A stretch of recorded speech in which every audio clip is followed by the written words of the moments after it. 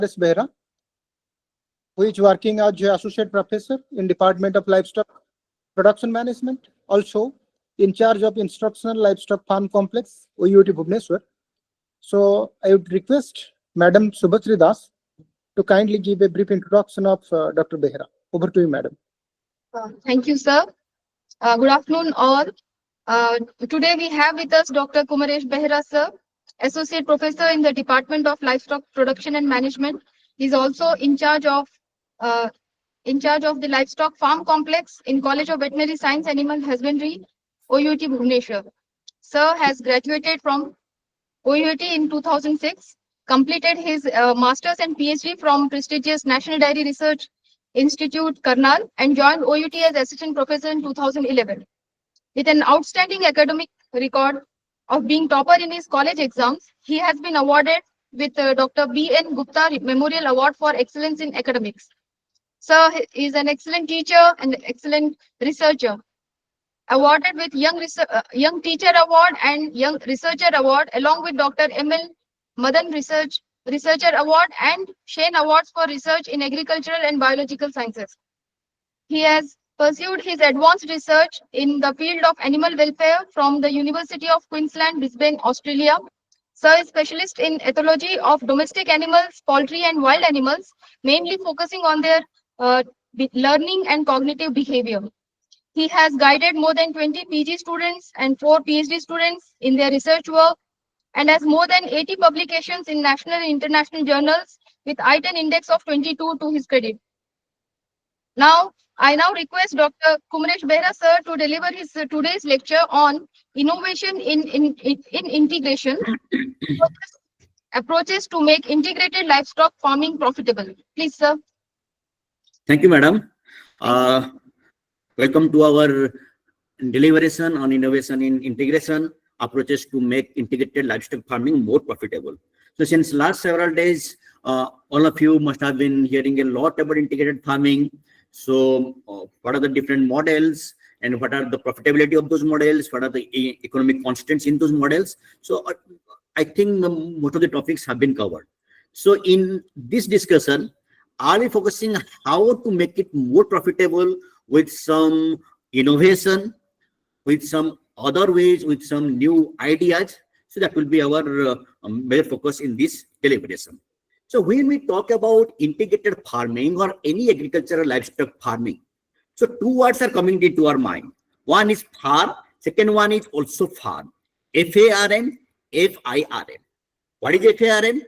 It is one agriculture unit or it is one livestock unit. And what is FIRM? It is one economic unit. So conventionally, traditionally, Indian agriculture or Indian livestock industry or Indian livestock sector has been basically one FARM system. That means animal or agriculture, that is a part of our life. We have never or we have failed to discover the real economic potential of those things. But now with the new era of economic development, particularly since last several decades, we have to explore how the economic models can be more applicable in our system. So what is farm? It is one agricultural livestock unit, as already I have told you. Ownership, we don't bother a lot about ownership.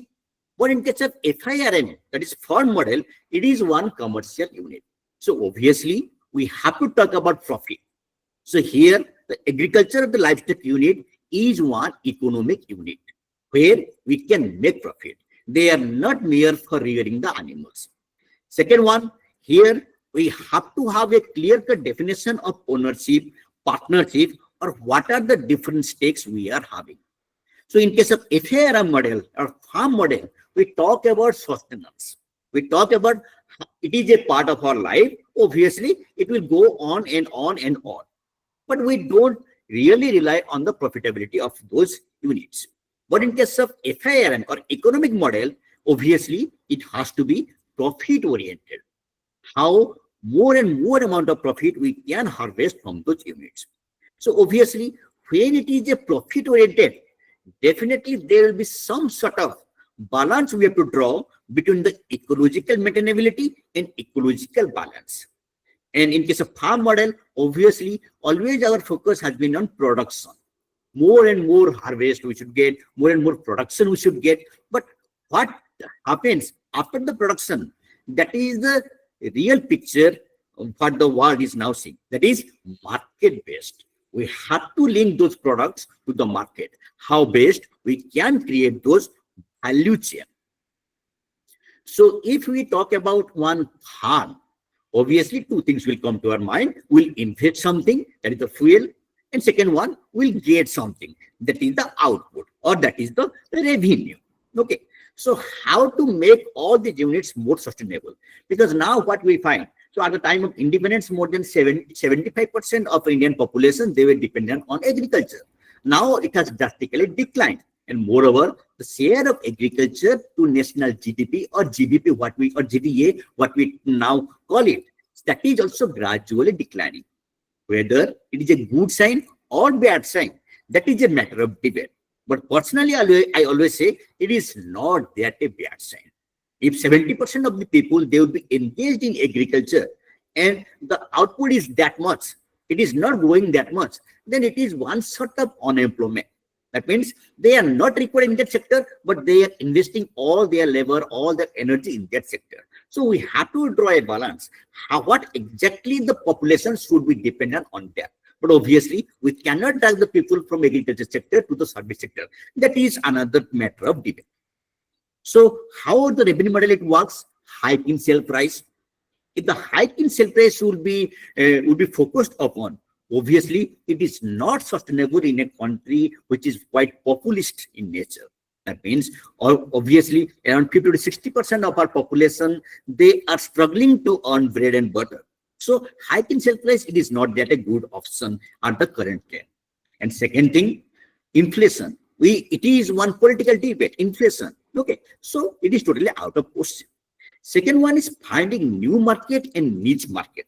That is a big debate. Particularly since last several weeks, we are talking a lot about tariff war. That means India cannot depend on few market. That is in the macro scale.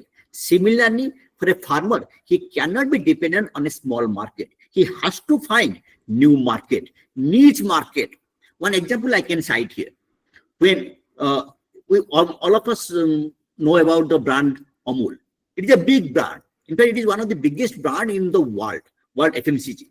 But when Patanjali launched its milk powder in just 10 years back, everybody told that no, it cannot compete. But you see now, Patanjali is also there in the market. So it is all about finding that niche market. Okay, so what is the niche market there? Amul was processing the milk from buffalo. Patanjali was processing the milk only from the cow. That is the niche market. Okay, so the new market or some latent market, we have to identify. The farmer has to identify, the entrepreneur has to identify. Okay, but obviously he needs to have some market intelligence for that purpose. Third one, new market channel. Obviously, when you talk about market, it is all about logistics, it is all about branding. No, branding is altogether different issue. Marketing is quite different from branding. So how to find a new market, how to position your product at the right place, at the right time for the right people. That is a matter of concern for all of us. Next is product or output diversification. So suppose we talk about a dairy farm. In a dairy farm, what is the product? Everybody will talk about milk and milk. But as per one estimate, only 60 to 65% of revenue should come from milk. Rest others, they have to find some other diversification in their revenue. Maybe dawn, that is also having some problem. That is also a potent product for them. Okay. Next is product positioning. We talk a lot about A2 milk, organic milk. It is not that the same milk can be sold at a premium price everywhere. We cannot have a blanket policy for that. Suppose it is one cosmopolitan city. It is one metro where green milk or what we call organic milk can be sold at a premium price of say 150. But the same thing I cannot expect in a very small market. So that is how you are able to position your product. And moreover, sorry, you have to also have knowledge who are the competitors, who are the collaborators for you in the market.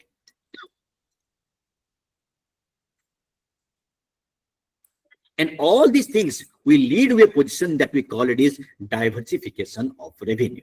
So more of this that I will be discussing later on.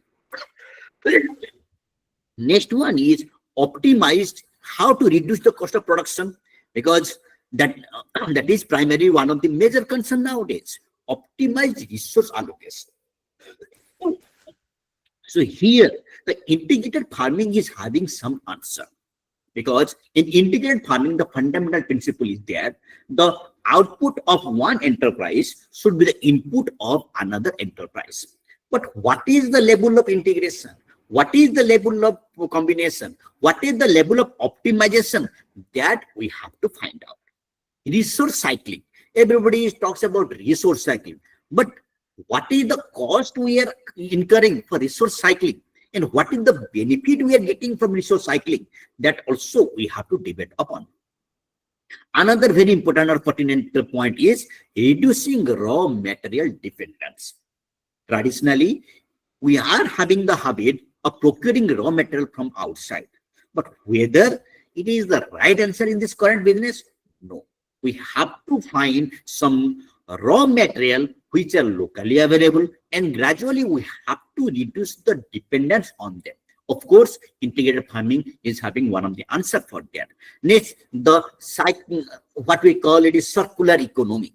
So that is based on this 3R model, that is reuse, reduce, and recycle. That means whatever the resources we are having, we have to reduce our dependency. We have to reduce our resource uses, because all of us know that resource is always scarce in the nature. That is why we are having competition. That is why we are having collaboration. But resource is always scarce. So if we are less dependent on resources from outside, we will be in a better position. Next is reuse. In how many ways the resource can be utilized? We have to find. It is not a single way we can utilize the resource. Multiple way, multifarious way we have to find out. Like dung. Dung is one waste. We usually use the word waste. That is dung. But it can be utilized in many ways. Nowadays we are talking about biogas. We are talking about manure. We are talking about carbon credit. So everything, it is based on dung. Okay, and it is having a very good market also. Thirdly, recycle. Can it be used as it is, or do we need some processing? If you are using some processing, what is the environmental cost we have to incur? What is the economical cost we have to balance? So all these things we have to all about think of. This is what we call it is circular economy. More or less already I have discussed that. Dependence on raw material, we have to reduce. We have to have a sustainable design. So we can talk about energy efficiency. We can talk about carbon neutrality. We can talk about water footprint for that purpose, because all these natural resources are gradually declining. Next, production. Only we talk about all these things. That doesn't mean that we can forget about production. Next is distribution.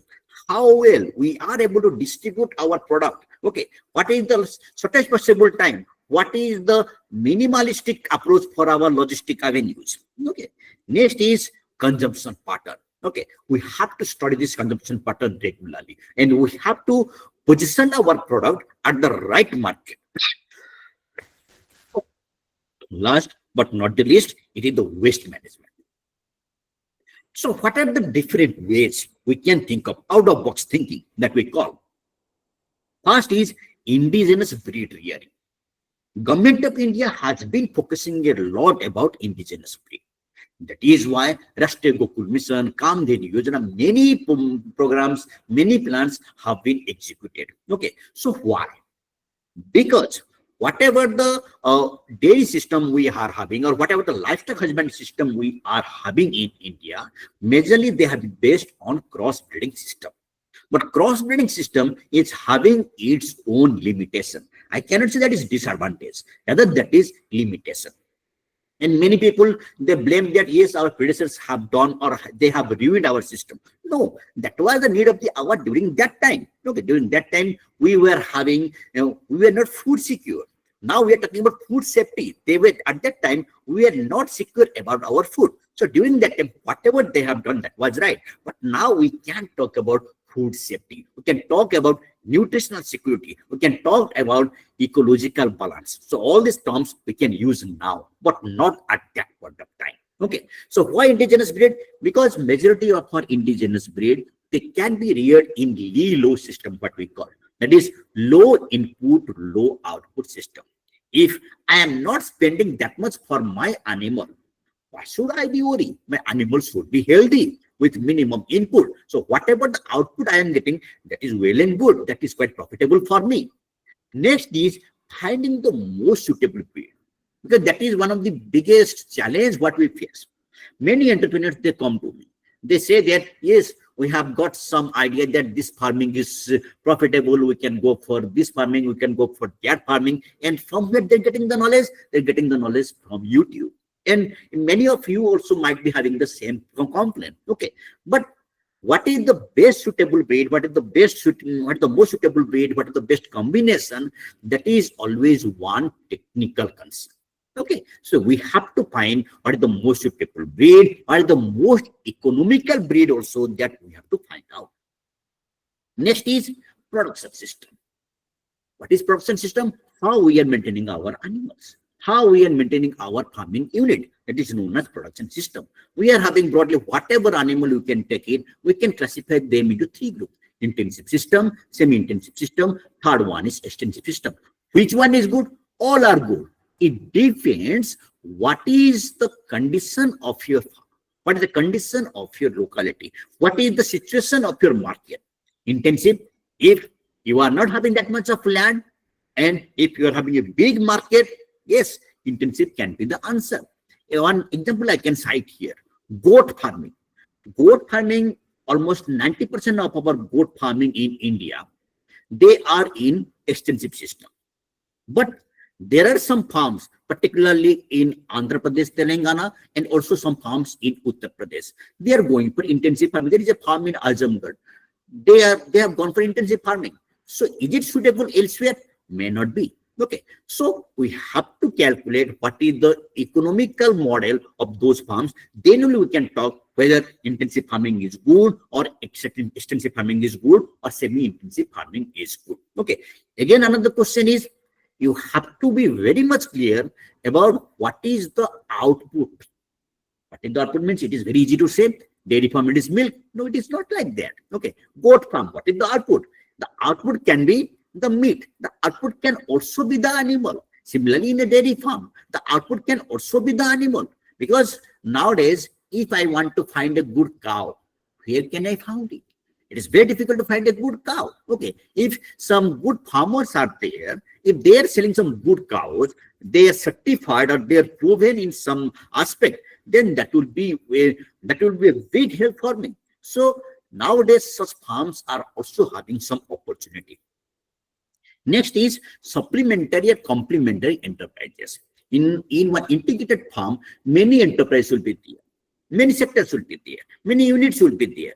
Whether the units are supplementing each other or they are complementing each other, okay, or they are simply dependent on the resources, or there is also a plus point in their output complementation or supplementation. So that also we have to look up. Next is product positioning. Personally, I focus a lot on product positioning. Okay, so what is product positioning? Where you are positioning the product. Whenever we are going to a mall, let us take one example. Whenever we are going to a mall, we'll find one thing. We have gone there for buying one item, but when we have come out, we are having 5, 7, 10 items. Why is it so? Because they know how to attract the consumers, how to attract the customers.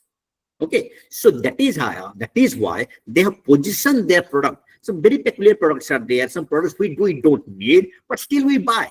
So that is how we can position our product. Maybe organic milk, maybe A2 milk.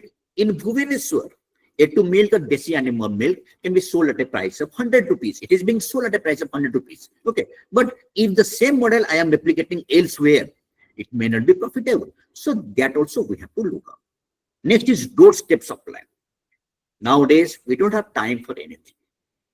We are busy for nothing, but we don't have time for anything. Okay. So if there is a company which is simply supplying or delivering the product at my doorstep and he is charging 2 or 3 rupees extra, I can give it. So that is the market he's found, 2 or 3 rupees extra. Okay. So that is how we can position our product. Next one is product diversification. What is this? First, under this, value addition. What is value? When we talk about value addition, many people, they think that it is all about product preparation. A new product we are preparing. It is not like that. The same product can be added with some value. Suppose one thing I am using that may cost 100 rupees, but if the same thing is being used by, suppose, Tendulkar, it will be 1000 rupees. Okay, the thing is not changing, but it is the user who is using that is changing. So that is adding the value.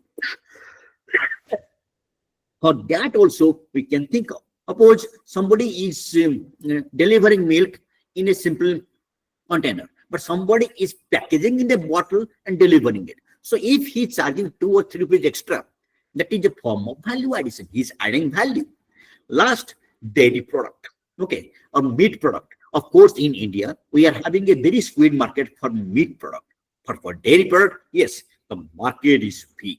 And moreover, for desi animal ghee, for desi animal curd, it is having a big market. Like for desi chicken egg, desi egg, what we call, that is also having a market. The same egg which is being sold, the white egg, 5 rupees, 7 rupees. But desi egg, brown shelled egg, okay, nobody knows how far it is desi, actually it is desi or not. But it is being sold at 12 rupees or 15 rupees, just the double. Okay. So such type of marketing strategy we have to have. Then only such type of system will be more profitable. Okay. So this is all about economic model.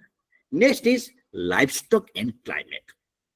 Always we blame livestock for polluting our climate, greenhouse gas emission. But it is one two-edged sword. Livestock, they gets affected by climate, and climate, it is also getting affected by livestock. Livestock, they are contributing to climate change by methane emission, and by also NOx are there, also sulfur dioxide is, also CO2 is there. All the GHGs, they can be emitted from one livestock unit. Similarly, livestock, they are getting affected by climate like anything. So here we can talk about climate resilient livestock production system. So this is the livestock global footprint. Though we don't have a very concrete or very objective value for how much amount of GHG emission has been there or global warming potential has been there, but it is ranging from 12 to 20%. So this is the graph which is showing there what is the output of GHGs, or what is the contribution of different agricultural sector for GHG emission. So here you mark around more than 50% of the contribution from GHG from agriculture. It is because of livestock, that is enteric fermentation.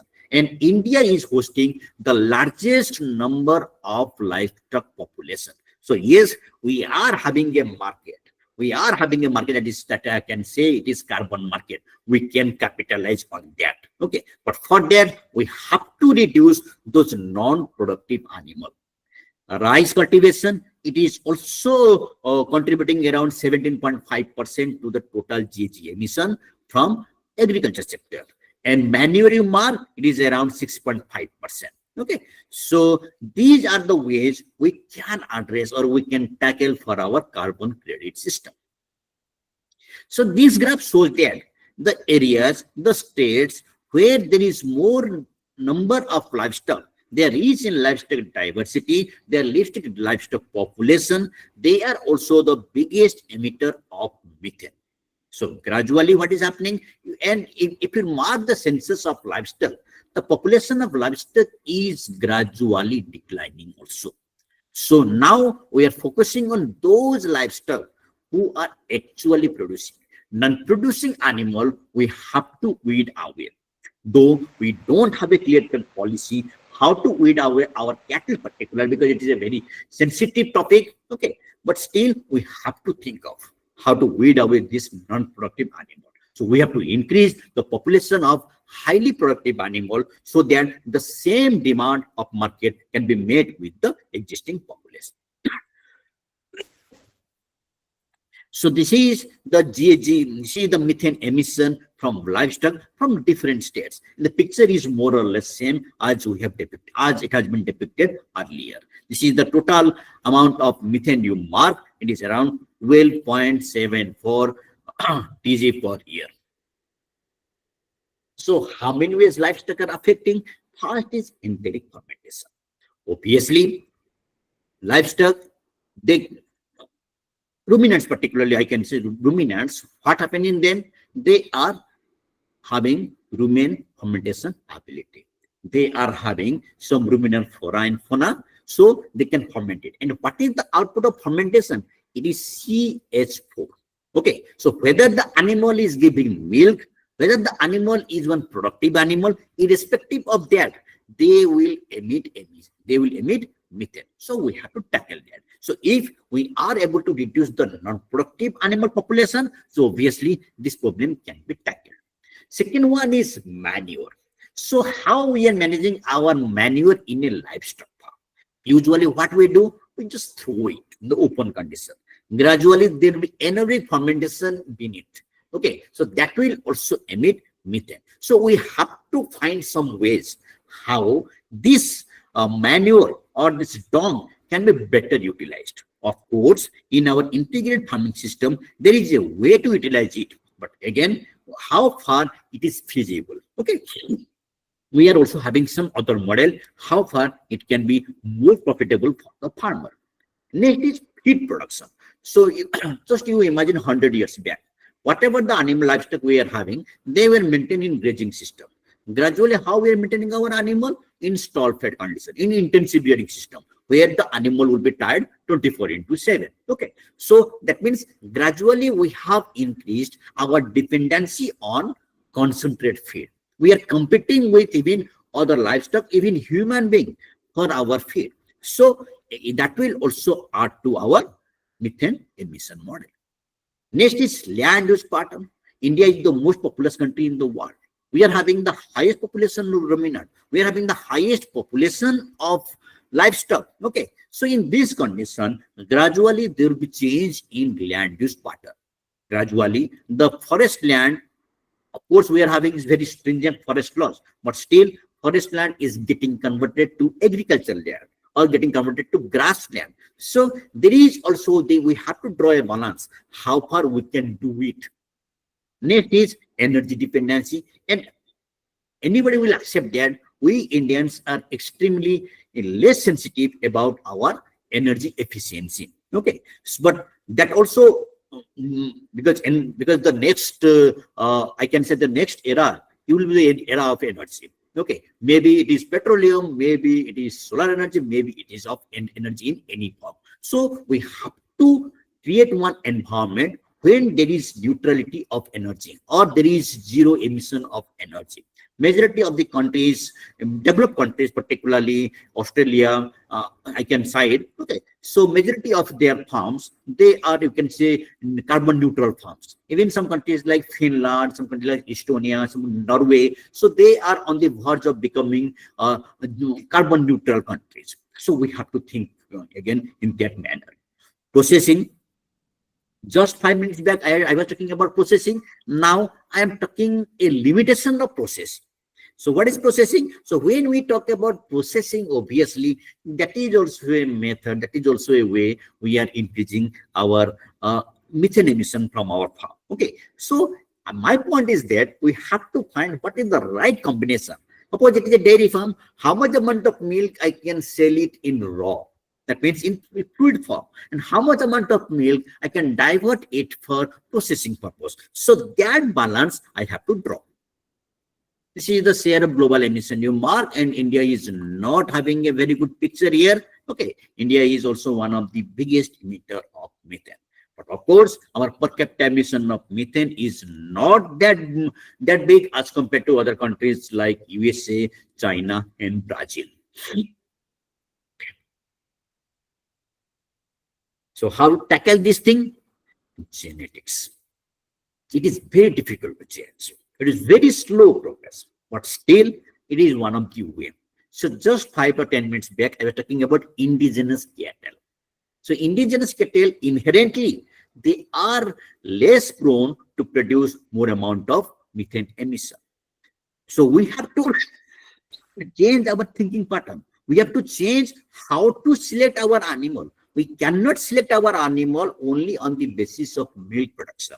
Our animal has to be selected with some additional trait like fertility level, reproductive efficiency, longevity. For how many years that animal will be in the production phase, dry matter intake, residual feed intake. So these can be. So if one animal is serving your farm for 10 years, another, but it is having moderate yield, but another animal, it is there in the farm for 5 years, but it is giving more amount of milk.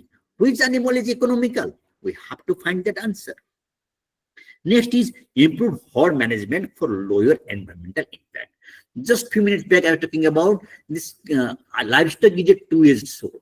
We are contributing as livestock, they are contributing to the climate change, and also they are getting affected with the environmental impact or global warming. So once they're affected with the global warming, they will contribute more and more methane to the environment. So we have to maintain one shelter. We have to maintain these animals in such a way that they will be less affected with disease. They will be less affected with the ill effects of climate change. So such animal will contribute less amount of methane. They will emit less amount of methane to the environment. Sustainable feed production and grassland management. Few years back, nobody was talking about fodder.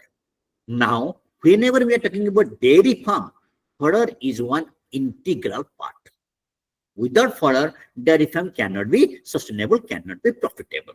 Okay, so gradually we have shifted our animal from a pasture based, from a grazing based to a stall fed condition. So we have to find some fodder which are of good quality, which are of good nutritive quality, more yield, and fodder or forage, they are also one avenue for carbon sequestration. Next, dietary ingredient. Okay, so we have to draw what is the best combination of our concentrate and fodder.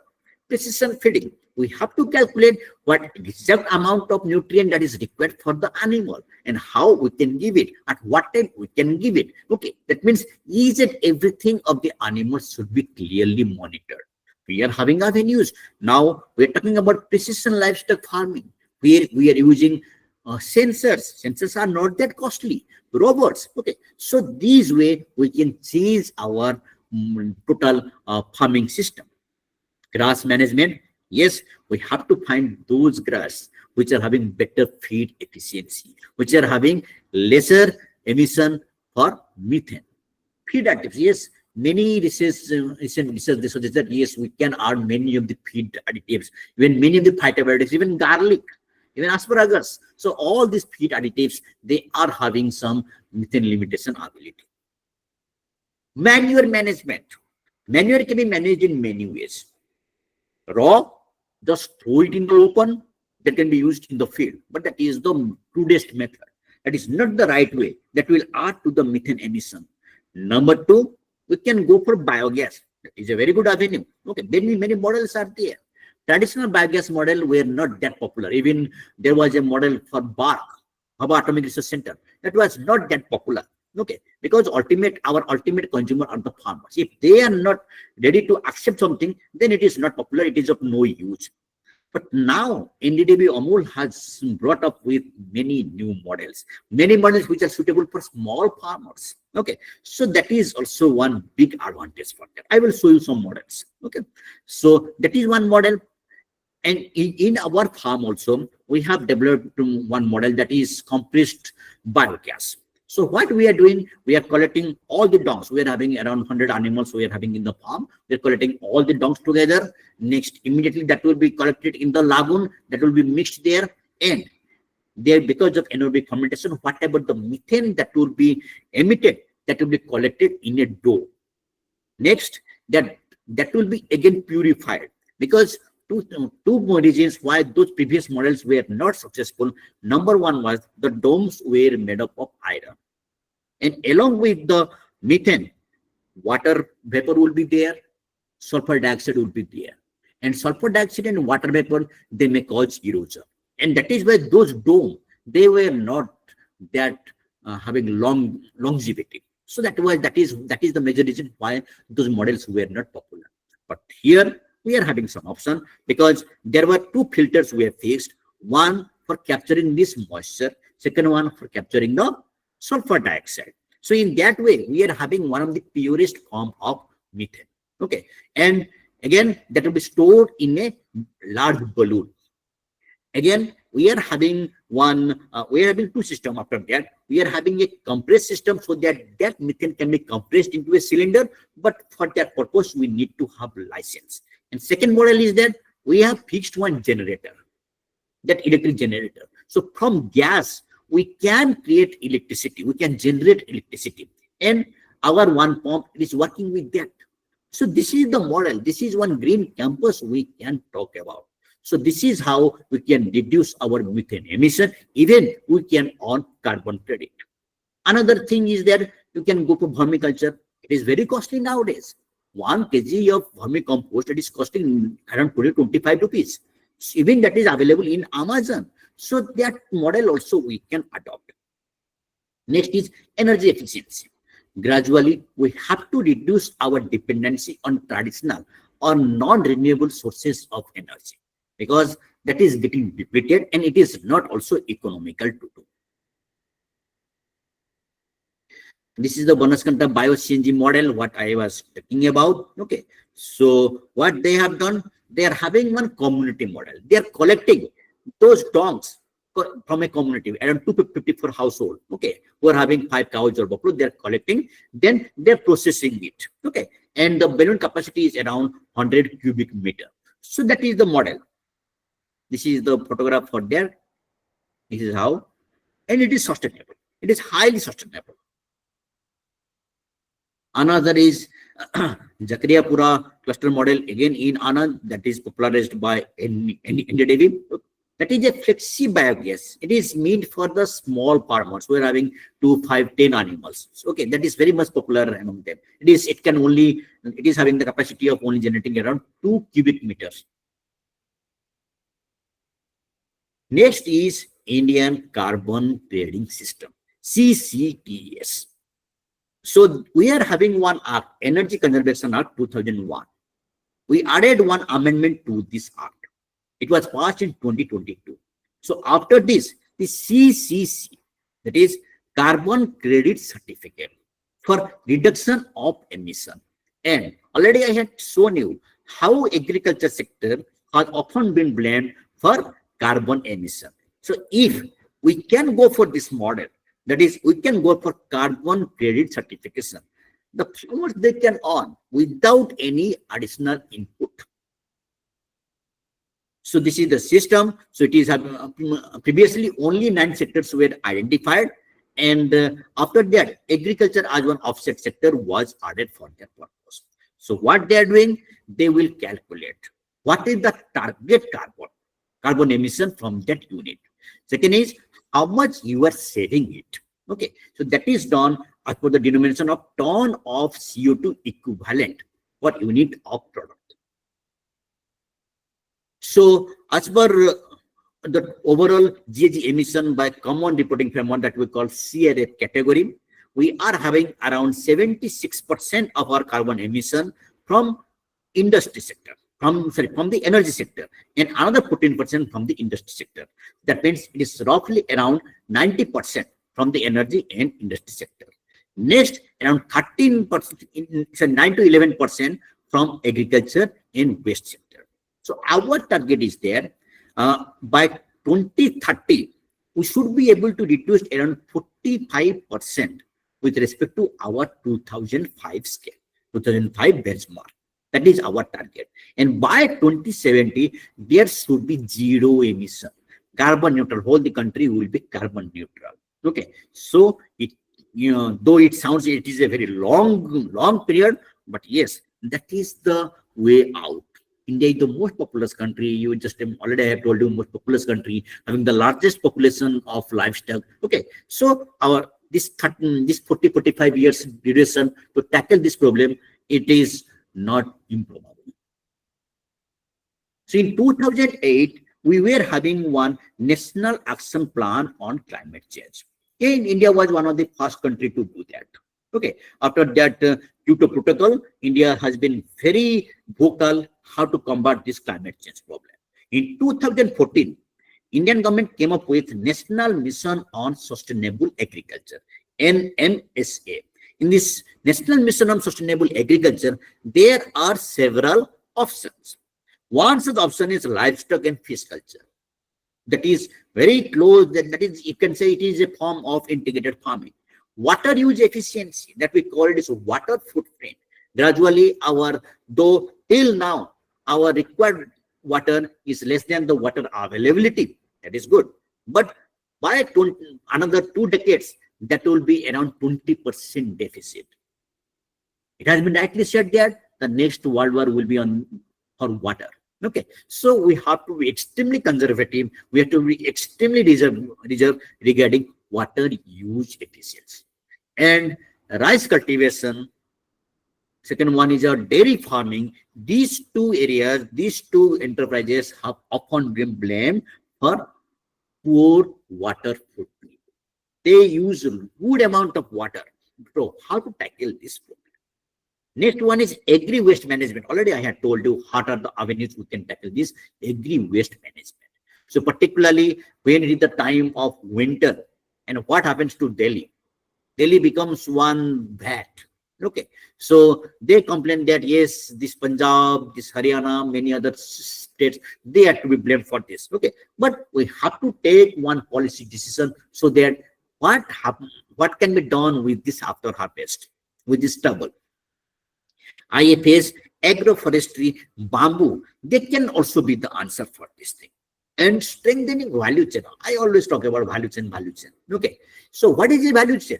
So how one product can be passed from the production stage to the consumption stage. That we call it a value chain. Without losing the value, without producing or harming the environment in any way. That is the best possible method. If it is having less steps, it will be more environment friendly. It will be more economically viable. So that also we can talk about.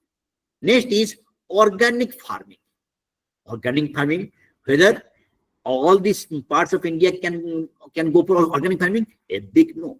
Sikkim has committed itself to an organic state. It is not, it is a small state with less population density. It can be possible. But a state like Uttar Pradesh or a state like Maharashtra, it is very difficult to go for organic farming, because in case of organic farming, we have to compromise in between about the production. So what is the level we can go for organic farming? Where we can go for organic farming? Where we can go for natural farming? Where you can go for regeneration farming? That we can think of. Tribal farming, you take the example of tribal farming. Okay, so the crop is grown organically, but there is no certification system. If the producers, they are made aware that yes, these are the practices you have to follow so that your crop can be declared organic. So that is one of the way we can go for. So I am talking about what is the origin of this carbon credit system. In Kyoto Protocol, there was one declaration on clean development mechanism. So under this mechanism, the countries who are producing more carbon, they can invest in some avenues where the reduction in emission can be done in developing countries. India is coming under developing countries. Okay, so there is a tussle. How far they will invest and what is their benefit they are getting. There is always a tussle, and India is extremely vocal what to do and what not to do under this CTM system. It was the first system. It was not totally flawless, but still it was the first system. On the basis of this system, in 2015, Paris Agreement was signed in COP21, that is Conference of Parties 21. So under this, it was admitted that there were some flaws. We have to have one governing body, some monitoring body, and that monitoring body, it was UNFCCC, that is United Nations Framework Convention on Climate Change. So this is the body which will oversee the global carbon market. So there the credit is given A6.4 ER, Article 6.4 emission reduction. So it is one internationally transferred mitigation outcome system. And it is whatever the flaws were there in the previous Kyoto protocol or clean development mechanism, they were somewhat tackled in this Paris Agreement or this A6.4 year system. So under this, we are having three major ways, three major parameters. One is BCM, that is voluntary carbon market. Second one is GCP, that is green credit program. Third one is payment of ecosystem services. So first is how BCM is useful in our Indian agriculture. First, we have to go for restoration of SOC, soil organic carbon. Conservation, tillage, agroforestry, cover cropping where the crop won't be harvested, nutrient management. So these are the way how we can restore the soil organic carbon. Because we are talking a lot about One Health. Okay, so if the soil is not healthy, you cannot expect the plant to be healthy. The plants are not healthy, you cannot expect your animals to be healthy because all are interlinked. If the animal and plants both are not healthy, what to talk about human health? Next is corporate and individual responsibility. There will be some companies who are net emitter or net producer of carbon. So they can contribute under their CSR scheme because it is also included in CSR. They can include some sustainable development goal under their CSR scheme. So that will help in supporting rural livelihood and some sort of climate resiliency in our livestock or our agriculture sector. And moreover, there is also some international and national commitment in terms of climate change, because we are having our voluntary commitment under this Paris Agreement 2015, that is to sequester around 2.5 to 3 billion tons of CO2 equivalent through additional forest and tree cover by when? By 2030. That is our commitment. So we have to work in the same objective. So what the farmers will get, directly they can get cash benefit, that is a billion rate. What is that? That is around $12 to $15 per credit per hectare. That means it is coming around 700 to 1000 per credit. So easily one can get 2 credits per hectare. That means roughly you can get around 1,200, 1,000 to 1,500, maximum 2,000 rupees per hectare. That is one additional benefit in addition to the product what he is having. Second one, indirect. If he is able to manage it properly, then obviously the soil health will improve, the water holding capacity will improve, soil density will be properly maintained, water infiltration will be improved, nutrient availability will be improved. That will help in maintaining or preserving the biodiversity, water management, climate resilience. So all this, that is the additional benefit what he can get. Demand for carbon credit is gradually increasing. As per one report by Ecosystem Marketplace, that is the prime journal who is following whole this carbon ecosystem, carbon trading system. Okay, so as per the report of 2022, we are having around $1.98 billion. It is coming around 16,000 crore rupees. That is the market, which is expected to touch around 1 lakh crore by 2030. Now, because of COVID, they are calibrating. Okay, but still it is expected to touch around 1 lakh. That is the carbon trade globally. Okay, so what are the avenues to mark the agriculture sector? Nitrogen management, sustainable agriculture, livestock methane mitigation, rangeland management. So these are the 4 major management in agriculture sector. In addition to that, we are also having some management in terms of waste incineration, how to avoid this thing. So the thing is that we have to always work towards our sustainable development goal. Feasibility, many people, they argue that it is not feasible. A small country like Nepal that was able to, that means Nepalese government in collaboration with one NGO, they were able to make around 15,000 dairy farmers to come on paper so that they can trade with carbon credit. Even NDDB is doing some remarkable work in different parts of India for creating this thing. But the main problem is that majority of our farmers, they're having small holding. So if the holding is less, the transaction cost, the initial transaction cost will be very high. Okay, so it is better to have 1,000 hectares. Okay, so there is no upper limit. That is the standard. That means many farmers can come together. So that is one community model. Many farmers can come together and they can go for trading, and as per their land allocation, they can share the profit. Monitoring system, that though many private companies are there, many private companies are also coming up, but monitoring system is again big questionable. Capacity building, farmers, and the auditors, they should be made aware what is the benefit of carbon trading. And we don't have a clear-cut baseline data. So because it is always traded as per the baseline data. So this is the baseline data. That means you are producing this much. If you are investing on some of those avenues, there will be reduction of carbon credit up to this. So that is what you are trading. The baseline is not there, so obviously it cannot be done. So we have to create one baseline data, baseline for all this carbon credit system. So I can skip this portion. Yes. So some of the BCM registry are there in our agriculture sector, like Vera. Vera is having this verified carbon standard, that is VCS, and gold standard. This is the logo of VCS and gold standard. CCBA, another agency is there, that is Climate, Community and Biodiversity Alliance. That is also another agency which is working with the local communities for livelihood generation, biodiversity rejuvenation, so that carbon can be traded. Another is Sustainable Development Verified Impact Standard, that is SD Vista. It is also another model from Gold Standard.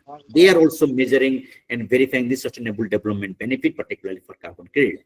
Another is GS4GG, that is Gold Standard for the Global Goals, that is GS4GG.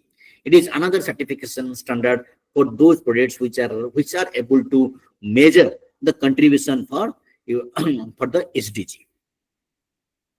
This is the market, how far it is growing, you mark. Another program is GCP program, that is Green Credit Program. It was launched in 2023. It was introduced as to promote the mission of lifestyle for environment, which is a mass movement, though it is not that popular in India. Okay, it is because it is just a new project, new plan. Okay, but here what they are doing, they will take up some activities which will be having some positive impact on environment. So what are the activities they can take up? Tree plantation, forestation, water management, sustainable agriculture, even eco mark label development. That is one certification system. Certification mark issued by BIS, Bureau of Indian Standards, to those products which are conforming to a set of standards for least impact on ecosystem. So if a product having such type of labeling, it will be having a better market price and better presence in the market. Next is PACE system, that is Payment of Ecosystem Services System. So that is another system which is funded by different governments. Okay, so it is also more or less it is like the previous one. So they will adopt some particular models, particular avenues, particular enterprise which is having some positive impact on environment. So this is the carbon emission model, the net zero carbon commitment, what we have been talking about. So how to reduce carbon and how to offset the carbon avenues. So the priority technology for implementation towards net zero carbon emission. So first is always the livestock. They are always being blamed for our carbon emission, GHG emission. So obviously green fodder, concentrate, shelter management, hygiene, disease tolerance. So and focusing on those animals which are locally adaptable and having better tolerance to different stress condition and disease. And second one is how to convert our dung or waste to biogas or energy or manure. And third one, organic farming. Obviously, livestock husbandry is having a promising say in organic farming. So another model, that is the NDDB Mrida model, which is one subsidiary of NDDB, and it is also collecting the slurry, and it is marketing as organic fertilizer under Sudhan brand. So this is one subsidiary of NDDB. And this NDDB Mrida, it is having one joint venture with Suzuki R&D Center India Private Limited. So they are also doing some blending, because you know that now government of India, now part of the petrol we are using, it is E20, that means 20% of ethanol blending. So now also we are going for CBG. Whatever the CNG we are using, the CBG, that means the compressed biogas from our dung or from our waste, that can also be blended with our compressed natural gas. So they are working in that aspect. So this Mruda, they are doing this thing, manure to biogas, already we have discussed, bio CNG, manure procurement, digested management, and last but not the least, the another Minister of New and Renewable Energy, they can also go for this National Bioenergy Program. So these are the different brands from Sudan. I can skip this part, already we have discussed. Next is opportunity cost. How to combine different enterprise. What is the opportunity cost? I am having 1,000 rupees. I am having several options to invest. So this 1,000 rupees can be invested in dairy farming, in poultry farming, in horticulture, like that, and or in fisheries. So which avenue gives me the best output? So in that way, I will invest. The second 1,000, if I am having, again, I have to check it like this. It is not that, again, the fishery sector will give me the same amount of profit. So that we call it is opportunity cost. So first opportunity cost we talk about in land use. Livestock, the big advantage is that they require lesser amount of land for their housing. But the alternative option is high value crop. So you have to weigh which one is better for you. Labor allocation. In crop, the labor allocation is seasonal. Throughout the year, they are not having the same labor requirement. And moreover, majority of our crop are seasonal. So you are having the option to change it. In case of dairy farming, once the animal has been inducted, they will be there in your farm for 5-7 years. In goatry, minimum 2 years, they will be there. In piggery, again, one or 1.5 years, they will be there. So that also you have to check for how long you want to sustain your business. And what is the labor requirement? In case of livestock husbandry, labor requirement is perpetual. The same amount of labor will be required throughout the year. In case of crop, that is not the case. Investment in dairy, it is one-time investment. Recurring cost, you can easily get it. And moreover, particularly in dairy sector, regular income you can get, which is usually not there in other sector. In fishery, yes, regular income also you can get. Manure use, how best you can use your manure. So what are the ways to calculate this OSIM? First is land opportunity cost calculation. That means on the basis of land. Second one is capital opportunity cost on the basis of capital investment. As livestock are having less land requirement unless they are maintained in grazing or extensive system, then usually the livestock will be having a better opportunity cost in terms of land. Whereas capital opportunity cost, it is almost level. It depends what is the intensiveness of your investment in the livestock unit.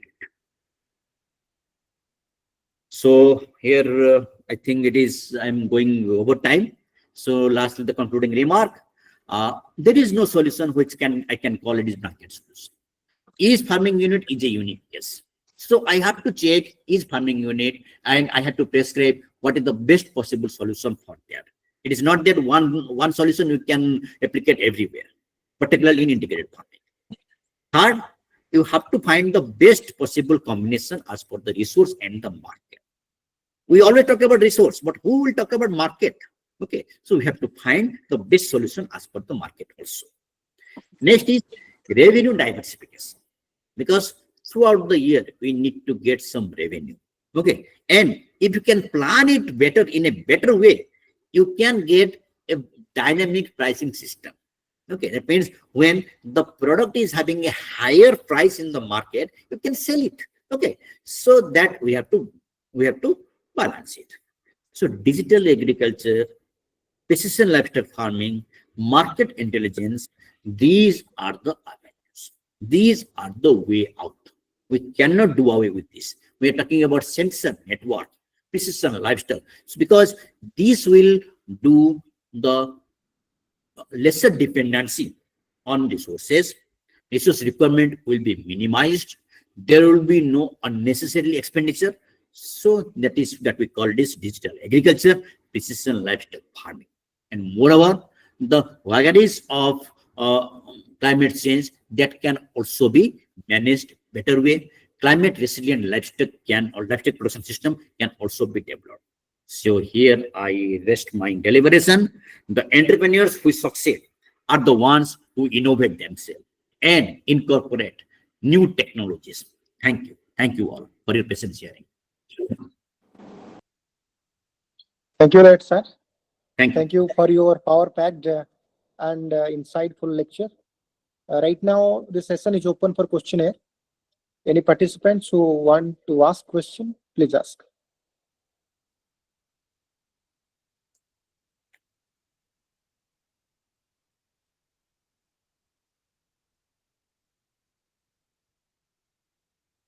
If anyone is having any doubt or anything, even in future, you just have my number and you can contact me. We can talk telephonically or on WhatsApp. So it will be glad to interact with you all. Yes, please. Good afternoon, sir. I'm Yes, Aishwarya Das, a fourth-year BVS student. So my Yes. question is, what are the climate-smart approaches for integrated livestock farming to ensure long-term sustainability? Climate smart approach. This is a big phrase I can say. Climate smart approach. Number one is how to reduce the ill effects of climate on our animal. How we can reduce it? Number one, to find the best animal for your condition. You mark the word your condition I used. It is not that which is best elsewhere that will be most suitable for you. Many people they focus on local breed, but whether it is best for you, again it is questionable. Many people they focus on exotic breed, the best of the breed. That may not be feasible. So you have to find what is the best possible for you. Number two, how to limit the cost of production. It is not that the best feed you can give to your animal and the best product you can get. It is not that. That is why we never use the word best. We use the word smart or use the word optimized. Okay. So how best, how economically you can feed your animal. Number three, what is the requirement of your animals or what is the requirement of your units? Number four, how far you are able to cycle the resources in between your unit. It is not that always it will be in between your or among your units. It can be outside. Like I showed you how we can go in for community-based biomodel. That can be one option. Another is third one, last but not the least, the integration. Integration it not only means only among the enterprise. It also means that integration with the market, integration with the consumer. Even many brands are now there. They are directly going to the consumer, B2C market, direct marketing, digital marketing. So these are also coming up. Okay. So this is the whole ecosystem we can talk about. Okay. And we are talking about precision livestock farming. So in that condition, or precision agriculture farming, even in that condition, we can exactly estimate what is required for the animal. What amount is required, what is required, we can exactly predict it. Okay. Even disease diagnosis, this can be done by sensors. Before the occurrence of the disease, before the clinical sign of the disease, we can find the disease. These are also possible. Previously, the sensors were very costly, but now sensors are available, and moreover, we have to have the proper monitoring mechanism. Okay, record keeping monitoring. So these are coming. So it is not a one-shot solution for this thing. So that we call it is climate smart agriculture, climate resilient system. It is. Thank you, sir. Thank you. Good afternoon, sir. Yes, please. Yes, please. Shall I continue? Yes, yes, of course, you can. Yes, sir. Yes, sir. Okay. Good afternoon, sir. Myself, Dr. Manas Ranjan Sanapati, Principal IPC Chipilima. Sir, it's a very nice talk starting from farm to farm. And nowadays we are concerned about that production of GSG. But it is too difficult to, as you said, that removal of non-productive animals, because nowadays removal of stray dogs from our society is a big debate continuing from political to government. So my question is that, Yes, is there any difference of production of GSG when yes. intensive and extensive system of farming is concerned? Of course, of course, of course. Again, I must tell you, it is not about the production system. It is all about your units. Which animal you are keeping, which breed you are keeping. Okay, what is the production system? It is how we are managing the animal. Okay, so obviously there is no clear-cut definition whether the extensive will be having more carbon emission or intensive will be having more carbon emission. But extensive, it is very difficult to trade, because it is very difficult to assess the total carbon credit in extensive system, which is quite possible, which is quite easier in case of intensive bearing. Okay, but there is no clear-cut definition which one will be better or which one won't be. Usually, the high-yielding animals, they are being managed in intensive, and the low-yielding animals are being managed in extensive system. So, if you are managing the low-yielding animals, we need to manage more number of animals. Usually, in case of high-yielding, lesser number of animals we need to manage. Okay, so in that condition, obviously, intensive will be a better option in terms of carbon credit. And third thing, nowadays our per capita land availability for livestock is also drastically declining. So nowadays we are switching from extensive to semi-intensive, from semi-intensive to intensive, or what we call it is factory system of housing. Thank you, sir. Another question is that Yes, to reduce the methane amount, use yes, of cow dung as a biogas in the biogas is the yes. only alternative, or make it vermicompost or decomposting it is also an Yes, yes, option. yes. It is a good question, I must say. When we are going for biogas, or we are going for compressed biogas, that is a new term whatever we are using. So what is the output? There are two outputs. One is your methane. Second one is your slurry. There are three outputs. One is methane, your gas, that is the energy source. Second one is your slurry, liquid slurry, that can be used for manure. Third one is your solid waste, that can also be used for vermicompost. So it is having a better utilization. Okay, so if you're only going for vermicomposting, obviously the methane emission is not properly controlled. There will be some sort of methane emission. Okay, so if you are going for carbon credit system, so biogas is always the best way you can utilize your waste, or you can utilize your dung. Thank you, sir. Thank you a lot. Any other participants, please? Good afternoon, sir. Yes, please. So myself, Dr. Subhashri Das, sir. I'm plant Yes. breeder, sir. Sir, your lecture was very detailed. It was explained very nicely, sir.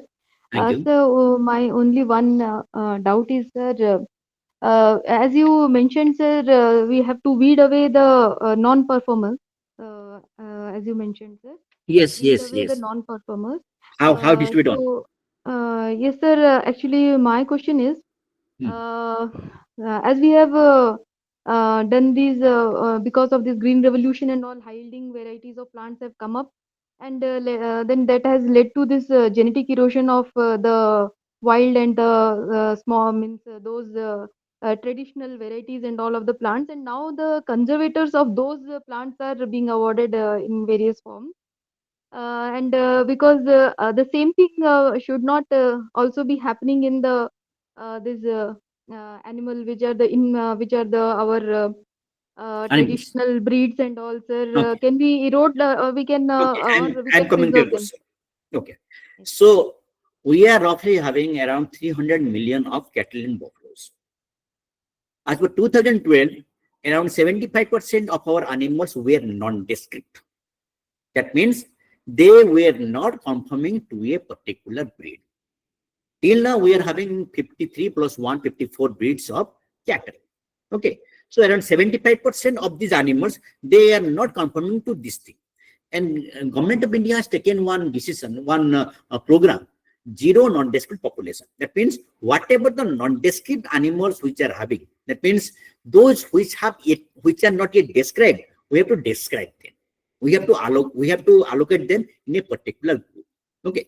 And third thing, when we talk about weeding out, it is not that immediately you can remove it from the system. It is not like that. Okay. So we have to find which are the animals good producer, which are moderate producer, and within the breed, we can go for selective breeding. So there is no question of eroding their germplasm, okay, which can be useful in future. Okay, so if we are having 53 breeds now, maybe 5 or 7 breeds in the pipeline, maybe within 2 or 3 years, they will also be registered. Okay, so time will come when we will be having almost 80% or 70 or 80% of our animals will be properly described. Okay, so gradually what we are doing, if the animal is not performing, because nowadays everybody is thinking in the economical manner, how far it is giving me profit or not. Okay, so if the animal is not performing, gradually in the gradual process it will be weeded away. It should not be used in breeding. Okay, so that is nature has been doing that. We are simply accelerating that evolution process of weeding away this non-productive animal. That is being done, and that is the program initiated by government of India, that is zero non-descript animal. So under that program, majority of our animals will be described. Okay. So weeding away means it doesn't mean that they will be removed from the locality or they will be killed. It means that they won't be allowed to transfer their germplasm to the next generation unless they are properly described. Thank you, sir. Thank you. Yes, please. So any other participants?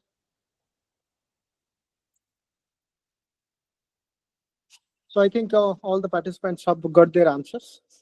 So I must thank Dr. Kumaresh Behera. Thank you For such an, I say, inspiring lecture, completely insightful. So, sir, your innovative approaches to integrated livestock farming truly highlighted what I marked the untapped potential in harmonizing profitability with sustainability. The way you bridged the traditional practices with modern innovation was both practical and visionary through your lecture. It is refreshing to see such forward-thinking strategies that can empower farmers and reshape the future of agriculture. Truly well done, sir. Thank you. Very thank you. Thank you very much. Thank you, Dr. Kumar. You kept our request and delivered the lecture despite your busy schedule. We are grateful, sir. Thank you very much. Thank you. I can leave now. So, sure, sir. So, my Okay. dear participants, tomorrow there will be no classes. Rather, assignments will be given to you. And again, we'll meet on Monday at 11 o'clock. And I will WhatsApp the schedule, the lecture, the title of the lecture and the resource person. Till then, bye. Thank you very much.